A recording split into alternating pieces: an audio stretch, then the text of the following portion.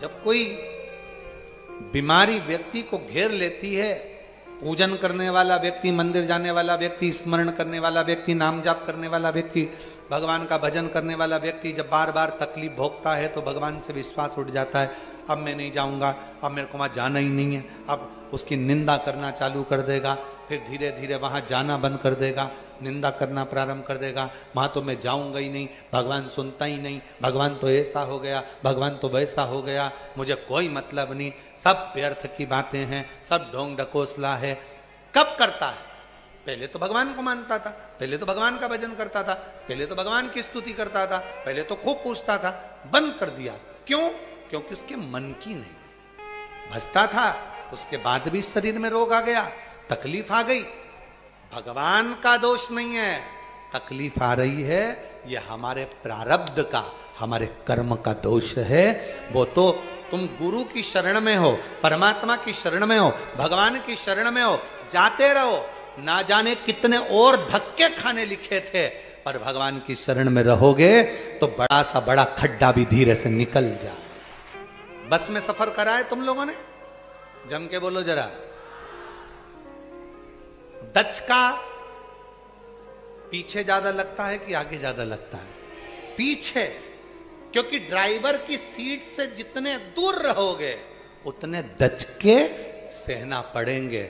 Driver की seat के पीछे रहोगे, दचके कम लगेंगे। उसी तरह गुरु से और भगवान से जुड़कर चलोगे, संसार में बहुत दचके हैं, लगने नहीं देगा।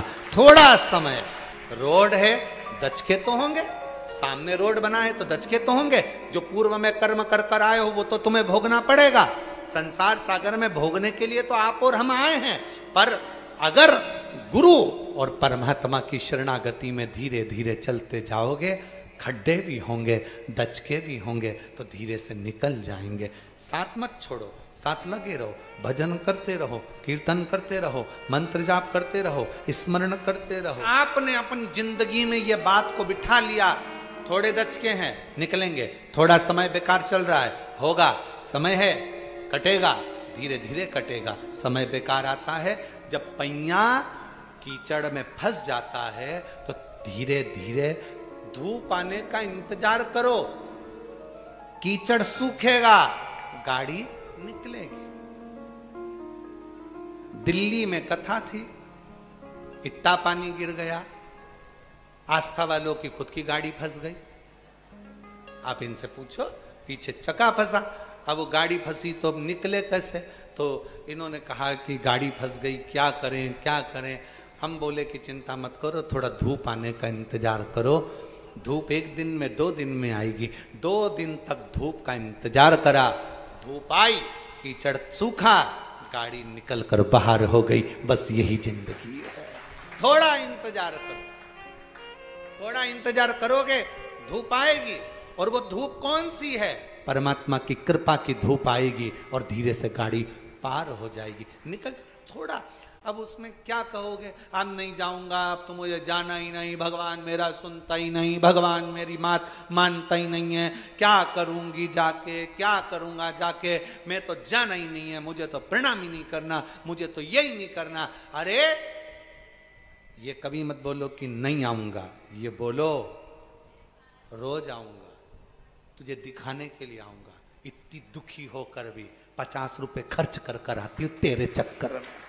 60 रुपए का टिकट लूं, सीहोर तक आऊं, 30 रुपए ऑटो वाले के दूं,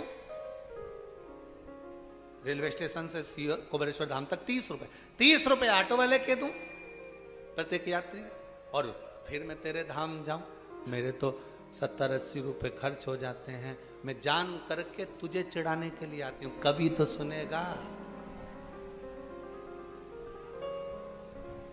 अच्छा एक बात सुनो, तुमने किसी को पैसे दे दिए, वो तुम्हें वापस नहीं लौटा रहा, क्या करोगे? छोड़ दोगे? अरे बोलो तो जम के नहीं, जाते रहोगे। ओ कल्लूमल जी, ओ कल्लूमल जी, पैसे? कल्लूमल का दूंगा। अब तुम बार बार जाओगे ना तो कल्लूमल विचार करेगा, पीछे से खसक जाऊं, उधर से खसकेगा, फिर रोड पे मिल गया, फिर जैसे ही देखा उसको याद आया पैसे देना है यार, इसके पैसे देना है, बार बार मिलता है, देना है। तुम भी बार बार आते रहो, उसको याद आएगा, दे दो।